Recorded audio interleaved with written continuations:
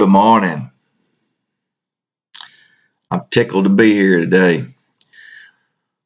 Welcome to the August 16th, 2016 edition of Coffee with the Rockettman.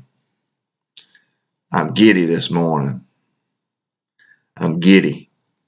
We're going to make some liberal pacifists pee in their pants this morning. I can't wait. We're going to talk about one of my favorite things in this world. We're going to show some love to the Second Amendment.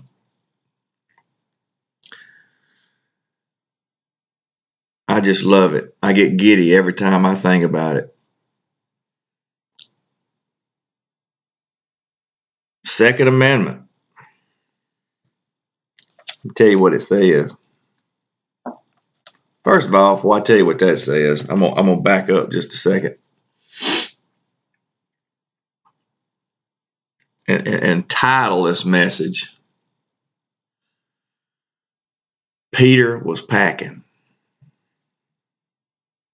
That'd be St. Peter. Peter was packing. Keep that in mind as we go forward. I just can't quit grinning. I'm sorry. It gets to me. A right.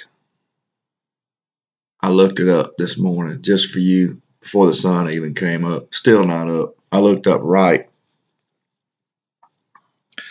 This is what it says a right is. That which is morally correct, just, or honorable. That's one thing. And it says a moral or legal entitlement to have or obtain something or to act in a certain way. That's pretty strong. That's the U.S. That's coming right out of the dictionary. Who would have ever thought we'd had a dictionary on the internet? I like it. I like it. Second Amendment, the United States Constitution says a well-regulated militia being necessary to the security of a free state, the right of the people to keep and bear arms shall not be infringed. Shall not be infringed.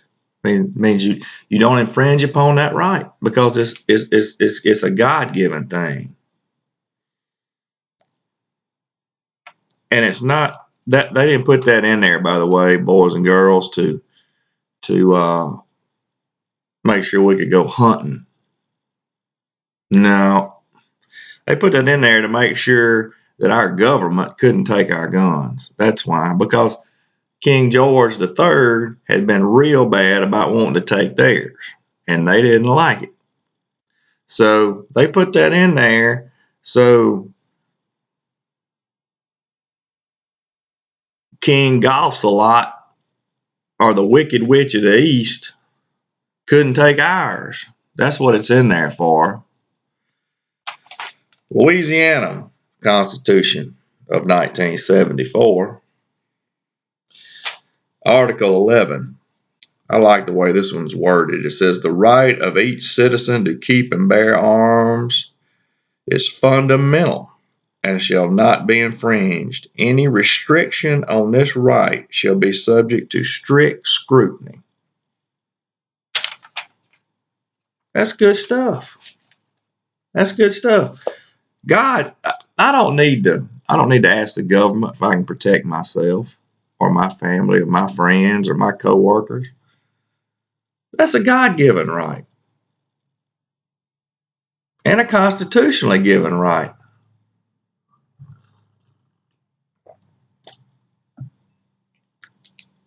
Remember what I titled the message, Peter was packing. We're going to go back a little farther than that first, right off the bat. Because I'm going to tell you somebody else that was packing. King David was packing too. He was a shepherd. He was packing. I'm just not gonna read the whole story. I'm just gonna read the high points.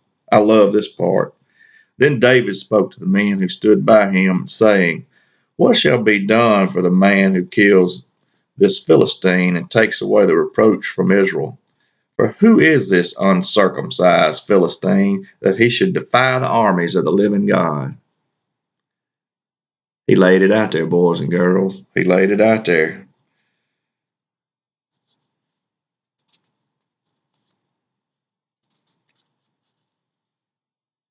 Then he took his staff in his hand, and he chose for himself 5 smooth stones from the brook, and put them in the shepherd's bag. In a pouch which he had, his sling was in his hand, and he drew near the Philistine. We're going to skip forward. And David said to the Philistine, You come to me with a sword, with a spear, and with a javelin. But I come to you in the name of the Lord of hosts, the God of the armies of Israel, who you have defied. This day the Lord will deliver you into my hand. I will strike you and take your head from you. And this day I will give the carcasses of the camp of the Philistines to the birds of the air and the wild beasts of the earth, that all the earth may know that there is a God in Israel.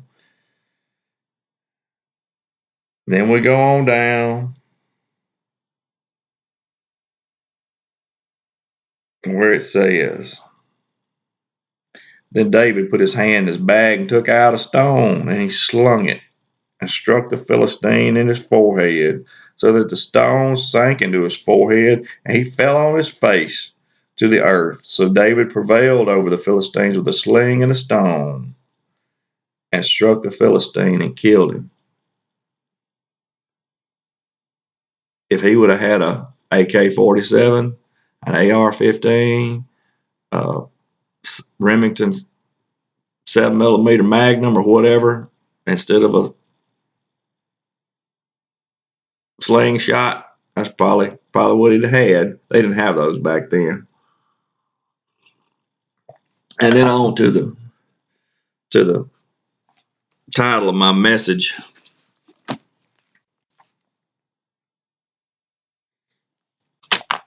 Peter was packing. I like it. I came up with that myself.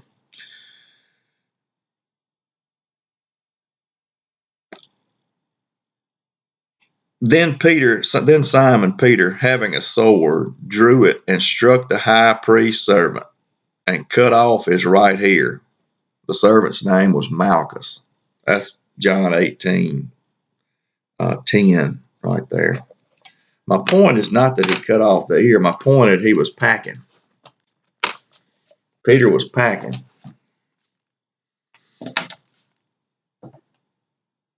I don't need any government to tell me that I have the right to protect myself, my family, my friends, my coworkers, or anybody else. That I'm a sheepdog.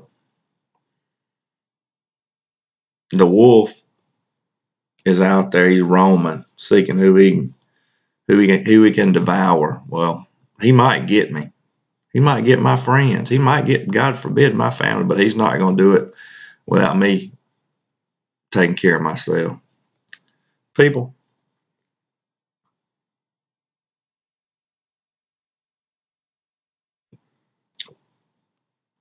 use your head.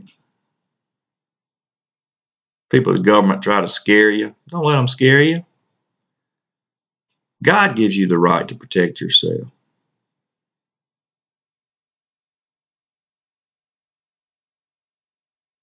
So be packing. Be packing.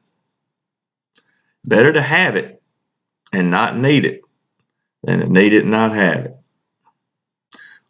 Wake up, people.